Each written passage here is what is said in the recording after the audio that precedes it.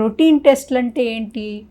మనందరూ ఎవరికైనా తెలుసు హీమోగ్లోబిన్ అంటే ఏమిటి, కొలెస్ట్రాల్ అంటే ఏమిటి, ఎలక్ట్రోలైట్స్ అంటే ఏమిటి, ఇవన్నీ అందరికీ ఇప్పుడు ఈ ఈ కాలంలో అందరికీ ఈ పదాలన్నీ చాలా అలవాటుగానే తెలుస్తాయి. వీటిని మనం రొటీన్ టెస్ట్ అని చెప్పటం సరే అవుతుంది. యూరిన్ టెస్ట్లు అయినా సరే. ఇటువంటి టెస్ట్లు కూడా ఎగ్జామిన్ చేసే డాక్టర్స్ రాస్తారు చాలా. ఈ రొటీన్ అని మనం అసలు వాడే పదం కూడా అంత కరెక్ట్ కాదు. ఎవరికి రొటీన్ అది అంత కరెక్ట్ అయిన ప్రిఫిక్స్ కాదు. కానీ ఎక్కువగా చేసే టెస్ట్లని, ఎక్కువగా లెబారెటరీలు చేసే టెస్ట్లని రొటీన్ టెస్ట్లని మనం అర్థం చేసుకోవచ్చు. వీటిలో వచ్చిన ప్రయోజనం ఏంటి? ఇప్పుడు ఏమీ లేకుండా కూడా మనకేవి హెల్త్ ప్రాబ్లం ఏమీ లేకుండా కూడా మనం వెళ్ళి టెస్ట్ చేసుకునేవి నేను ఇంతకు ముందు అన్నట్టు హీమోగ్లోబిన్ టెస్ట్, దాంతోపాటు సిబిసి అంటారు. హీమోగ్లోబిన్ మటుకు కాదు, ఆ ఒక్క బ్లడ్ శాంపుల్ మీద చాలా విషయాలు కనుక్కోవటానికి అవకాశం ఉంది. అందుకని అదే శాంపుల్ మీద అవన్నీ చేయటం జరుగుతుంది. వీటిలో మనకి బ్లడ్లో, రక్తంలో ఏమి తేడాలు ఉన్నాయన్నది తెలిసిపోతుంది. ఎనీమియా ఉందా అంటే ఇది మన రక్త కణాల్లో ఏమన్నా ప్రాబ్లం ఉందా, తక్కువ ఉన్నాయా, ఎక్కువ ఉన్నాయా, ఏది తక్కువ ఉంది, ఏది ఎక్కువ ఉంది అని తెలుసుకోవటం జరుగుతుంది.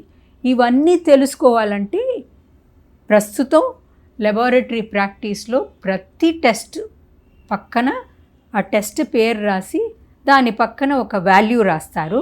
దాని తర్వాత నార్మల్ రేంజ్ అని రాస్తారు. అంటే నార్మల్గా ఎంత ఉండవలసిందో ఆ ఫిగర్స్ అక్కడ పక్కన ఉంటాయి. అవి చూసుకుని మనం అర్థం చేసుకోవచ్చు నార్మలా అబ్నార్మలా అని. ఇది జనరలీ స్పీకింగ్ ఇది చాలు. కానీ మనకి ఏదో జబ్బు ఉన్నప్పుడు, ఏదో ప్రాబ్లం ఉన్నప్పుడు ఇవి మట్టుకు సరిపోదు. ఈ రిపోర్ట్స్ని మనకి కావలసిన డాక్టర్నన్నా లేకపోతే పెథాలజీ ల్యాబ్లో ఉన్న కన్సల్టెంట్ అన్నా వాళ్ళతోనన్నా డిస్కస్ చేసి అర్థం చేసుకోవాలి. ఎనీమియా ఒకటి తెలుసుకోవచ్చు, మిగతా రక్త కణాల్లో ఏమన్నా ప్రాబ్లం ఉంటే అవి కూడా తెలుసుకోవచ్చు ఈ సిబిసి అన్న టెస్ట్లోంచి. అలాగే cholesterol, lipid, creatinine, urea, liver function test, renal function test ఇవన్నీ కూడా రొటీన్గా కూడా చేసుకుంటారు. వీటిలోంచి మనకి మన శరీరంలో ఉన్న ప్రతి అంగానికి ఉన్న లక్షణాలు ఈ టెస్ట్లలో తెలుస్తాయి.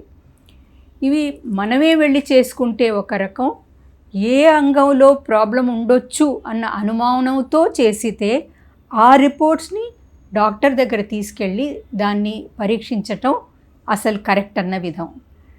ఇవే కాకుండా జ్వరాలకి కారణాలు అవన్నీ కూడా బ్లడ్ టెస్ట్లో జరుగుతాయి. మలేరియా ఉందా, టైఫాయిడ్ ఉందా, వైరల్ ఇన్ఫెక్షన్ ఏమన్నా ఉందా, డెంగీ ఉందా, ఇవన్నీ కూడా రక్త పరీక్షలలో తెలిసిపోతాయి. ఇవన్నీ చాలా రెగ్యులర్లీ అన్ని లెబారెటరీస్లో జరిగే టెస్ట్లే. ఇవన్నీ కాకుండా స్పెషల్ టెస్ట్స్ అని కూడా కొన్ని ఉంటాయి. అవి అన్ని లెబారెటరీస్లో కూడా లభించవు.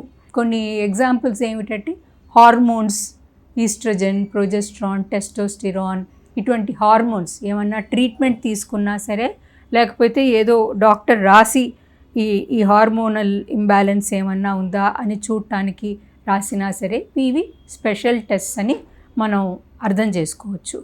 ఈ టెస్ట్లు ఇంకా ట్యూమర్ మార్కర్స్ అలా చాలా ఉంటాయి. హెవీ మెటల్, బ్లడ్లో ఉన్న metals evaluation, vitamin test, iron test ఇవన్నీ కూడా రొటీన్ అని చెప్పలేము. ఇవన్నీ కొంచెం స్పెషల్ టెస్ట్స్ ఉంటాయి.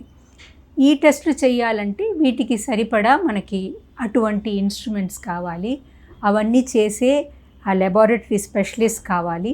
ఆ లెబారెటరీకి ఒక అక్రెడిటేషన్ ఉండాలి. ఆ లెబారెటరీ సక్రమంగా చేస్తుందా లేదా అన్నది పరీక్షించి రిజిస్ట్రేషన్స్ చేస్తారు. అటువంటివి ఉన్నాయా ఆ లెబారెటరీకి అన్నది కూడా తెలుసుకోవాలి. పక్కనున్నది కదా అని ఏదో ఒక లెబారెటరీకి వెళ్ళిపోవటం మంచిది కాదు. లెబారెటరీ గురించి కనుక్కుని మనం చూస్ చేసుకోవాలి. ఇలాంటి టెస్ట్లకి చేయాలన్నప్పుడు కొన్ని కండిషన్స్ ఉంటాయి.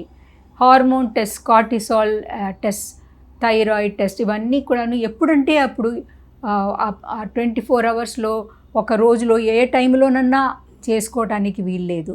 హార్మోన్స్ కంటే ఏ టైంలో బ్లడ్ శాంపిల్ కలెక్ట్ చేసి టెస్ట్ చేయాలి అన్నది లెబారెటరీలో వాళ్ళు నిర్ణయించుంటారు. ఆ రకంగా మనం ఆ టైంకి వెళ్ళి శాంపిల్ ఇవ్వాలి. చాలా చాలా కామన్లీ చేసే టెస్ట్లు ఏంటి? బ్లడ్ షుగర్ ఇంకా లిపిడ్, కొలెస్ట్రాల్, ఇవి డయాబెటీస్ ఉందా లేకపోతే కొలెస్ట్రాల్ జబ్బు ఉందా అవన్నీ తెలుసుకోవాలంటే వీటికి కూడా ఒక కండిషన్లోనే చేసుకోవాలి. ఇవి ఫాస్టింగ్ శాంపిల్స్ అంటారు వీటిని. ఫాస్టింగ్లోనే ఈ శాంపిల్స్ మనం ల్యాబ్కి వెళ్ళి ఇవ్వాలి. ఫాస్టింగ్ అంటే ఏంటి? నేను పొద్దున్న బ్రేక్ఫాస్ట్ చేయకుండా వెళ్ళి ఇచ్చేస్తే ఫాస్టింగ్ కాదది. రాత్రి లాస్ట్ మీల్ తర్వాత ఒక 12 అవర్స్ అన్న గ్యాప్ ఉండటం ఫాస్టింగ్ శాంపిల్. అంటే పొద్దున్న లేచి టీ కాఫీ కూడా తాగకుండా వెళ్ళి శాంపిల్ ఇవ్వాలి. అందుకే మీరు ఇప్పుడు చూస్తారు డయాగ్నోస్టిక్ సెంటర్స్ అన్నీ కూడాను ఎప్పుడు అస్తమాను తెరిచి ఉంటాయి. పొద్దున్న మీరు 7 o'clock వెళ్ళి ఇచ్చినా కూడా శాంపిల్స్ తీయటానికి వాళ్ళు ఫ్లెబాటమిస్ట్ ఉంటారు. అందుకని ఫాస్టింగ్ శాంపిల్స్ మీద తీసిన రీడింగే వాల్యుబుల్ అనమాట. ఎప్పుడంటే అప్పుడు తీస్తే ఆ వాల్యూస్ని బట్టి మీకు డయాబెటీస్ ఉందా లేకపోతే మీకు లిపిడ్ ప్రాబ్లం ఉందా అనేది చెప్పలేరు. ఫాస్టింగ్ శాంపిల్స్ ఇవ్వాలి. ఏ టైంలో చెప్తే ఆ టైంకి వెళ్ళి ఆ శాంపిల్స్ ఇవ్వాలి. ఇది కూడా మనం అందరూ గమనించాలి. ఇవే కాకుండా వేరే ఏమన్నా స్పెషల్ టెస్ట్ మనల్ని ఫిజిషియన్ లేకపోతే సర్జన్ ఎగ్జామిన్ చేశాక వాళ్ళు ఏ టెస్ట్లు రాస్తారో ఆ టెస్ట్ల గురించి మనం, అవి స్పెషల్ టెస్ట్లు అయితే కనుక ఒక్కసారి లెబారెటరీ కన్సల్టెంట్తోనన్నా లెబారెటరీ స్టాఫ్నన్నా వెళ్ళి కలిసి ఆ కండిషన్స్ ఏమిటో తెలుసుకుని ఆ శాంపిల్స్ ఇవ్వటం మంచిది. లేకపోతే ఆ వాల్యూస్కి అది వాళ్ళు రీడ్ చేసేటప్పుడు దానికి మీనింగ్ సరిగ్గా ఉండదు. కానీ అవన్నీ గమనించుకుని తెలుసుకోవాలి. బై ప్రిస్క్రిప్షన్ రాసిన టెస్ట్ను మనం చేయించుకునే టెస్ట్లకి ఇవి తేడాలు ఉంటాయి.